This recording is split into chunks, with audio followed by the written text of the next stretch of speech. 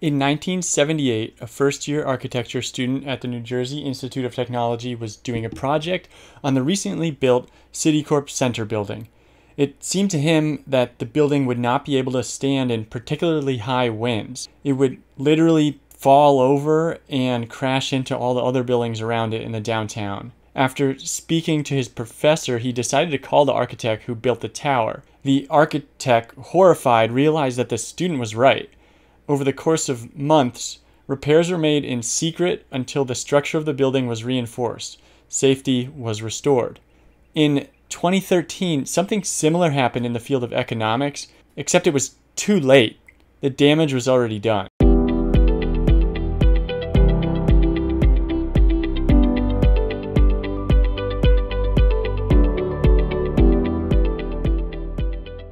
In 2010, Harvard's Carmen Reinhart and Kenneth Rogoff published a paper titled Growth in the Time of Debt. They noted that, quote, our topic would seem to be a timely one. Public debt has been soaring in the wake of the recent global financial maelstrom. Their aim was basically to, quote, search for a systemic relationship between high public debt levels, growth, and inflation.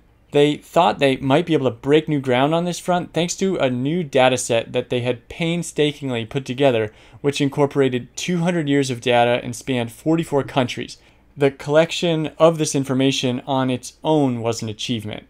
What they found regarding inflation wasn't particularly interesting. What they found on growth, however, was important. They summarized their findings saying, our main result is that whereas the link between growth and debt seems relatively weak at, quote, normal debt levels, median growth rates for countries with public debt over roughly 90% of GDP are about 1% lower than otherwise. Average, the mean, growth rates are several percent lower. Growth rates are so much lower at the 90% level when you're looking at the mean that it actually predicts recession because they go into the negative. There was evidence for a tipping point illustrated on this graph. Things are mostly fine, then, as far as mean is concerned, suddenly they aren't. There's something magical about 90% debt to GDP. In an era where national debts were exploding in an attempt to prop up economies, this was a big deal. People wanted answers to the question of, is it better to let debt increase and stimulate the economy, or is it better to cut spending and raise taxes to get public debt under control? The conclusion of Reinhart and Rogoff was a bazooka for people who wanted to cut budgets. With evidence in hand, they began attempting to force countries into something known as economic austerity. Basically, just cutting spending. Independent economists have found that debt loads greater than 90% of GDP could result in the loss of up to 1 million jobs. Once a country's debt burden reaches 90% of the economy, you have a significant downturn in economic growth.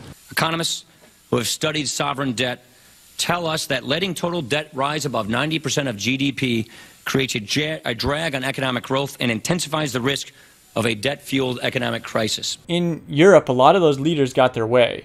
The result was reduced funding for essential public services like healthcare, education, social welfare programs, and a loss of jobs for all the people that service those sectors. The wait for medical treatments got longer, classrooms had more kids in them than before, but it's true for sure that the debt didn't get as big as it might have otherwise. In the United States, we did much less in terms of slowing down the money printer, and yet the countries where austerity took place were much slower to bounce back from the recession than others. It's almost like, In 2011, Joe Weisenthal, now the host of Odd Lots podcast, writes an article titled, Meet the Two Most Dangerous Economists in the World Right Now.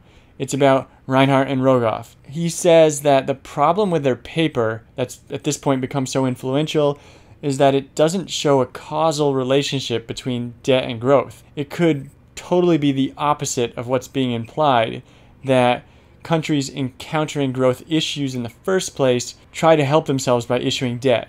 And he cites future Nobel economist Robert Shiller as a proponent of this argument. In 2012, Paul Krugman produces a graph demonstrating that the more austerity a European country enacted in the 2009 to 2011 period, the worse it performed in terms of growth. In 2013, someone finally figures out what's going on. Thomas Herndon, a graduate economics student at UMass Amherst, and look at this dude, he's got big "this is my quant" energy. Anyway, his professor gives the class the assignment of reproducing the results of a major study. So Herndon chose growth in a time of debt because he said the results of that didn't really ever make sense to him. When he couldn't reproduce the study at first, he assumed he was doing something wrong. So did his professor, who told him basically, keep working until you figure out what your mistake is. But he couldn't find anything. Eventually, his professor became skeptical of Reinhardt and Rogoff instead of Herndon and told him he should reach out to them.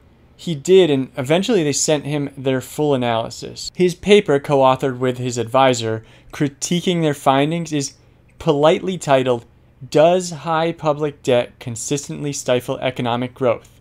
A Critique of Reinhardt and Rogoff." Although it could more appropriately have been titled, "Dear Europe, you suffered for nothing." Because Herndon showed that the growth rate for countries showing 90% debt to GDP is actually positive 2.2%, a figure that would mean piling on debt does negatively impact growth, but it's nowhere close to causing a recession on average. The professors had made two controversial decisions in how they performed their calculations and made a huge, embarrassing Microsoft Excel error. So, to get a little bit deeper into the method and the results of the original study, from that big new data set the professors had built, there were 110 instances spread among 10 countries of years where countries experienced debt to GDP ratios over 90%. They took all of these years and got an average, the mean, of negative 0.1 GDP growth. Sort of. First, they threw out a few years, and even Herndon doesn't really explain why. Then, instead of averaging each of the leftover years, they average each country, so they're really only averaging 10 numbers. They thought it was 10 at least. The exclusion of some years and the way they did the average are what I called decisions just a few seconds ago, and are responsible for most of the result they got, because New Zealand exists. See, New Zealand had 5 years in the 110 instances of 90% or more debt to GDP, but 4 of them were excluded, leaving a total of just 1 year. And this 1 year had one of the worst growth rates out of any of the 110 data points, of negative 7.9. Then, since the average isn't taken across all the years, but the average of all the countries' individual averages, its weight got boosted up to 10% of the whole. New Zealand's one terrible year counted for just as much as the United Kingdom's fairly decent 19 years. Oh, and had the other 4 years been included, New Zealand's number in that average would have been a positive 2.6%. These choices, because they weren't even really errors, are responsible for most of the divergence between Herndon's 2.2% growth and Rogoff and Reinhardt's negative 0.1 shrinkage. But the error in Excel is what helped push this into the mainstream, and what also made it so that the UMass graduate student's paper couldn't just be argued away. The countries included in the dataset were Australia, Belgium, Canada, Greece, Ireland, Italy, Japan, New Zealand, United Kingdom, and United States. But the countries included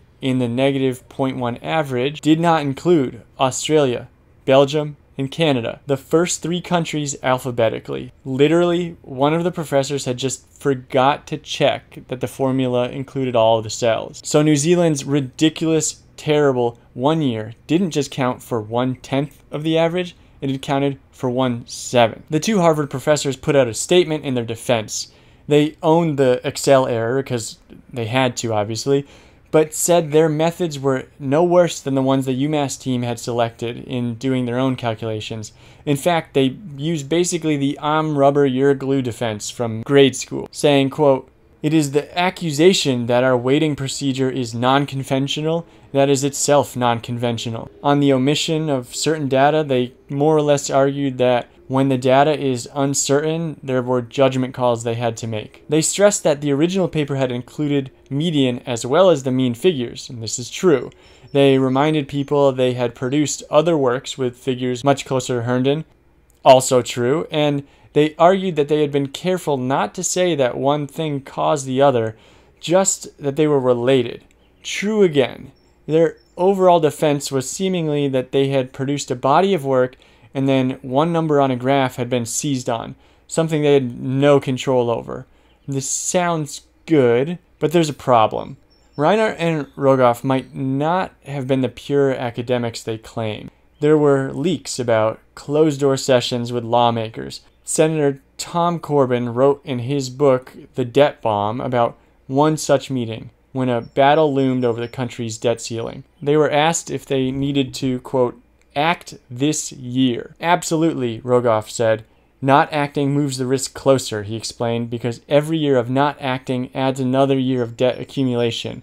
You have very few levers at this point, he warned us. Then, Reinhart explained that countries rarely pass the 90% debt to GDP tipping point precisely because, quote, it is dangerous to let that much debt accumulate. If it is not risky to hit the 90% threshold, we would expect a higher incidence. In that passage, it's Senator Coburn calling it a tipping point, but is it that different from the reply calling it a, quote, risky threshold? The architect of the Citicorp Tower is hailed among most ethicists for owning his mistake. Rogoff and Reinhart don't even think they made one. Thanks for watching, guys.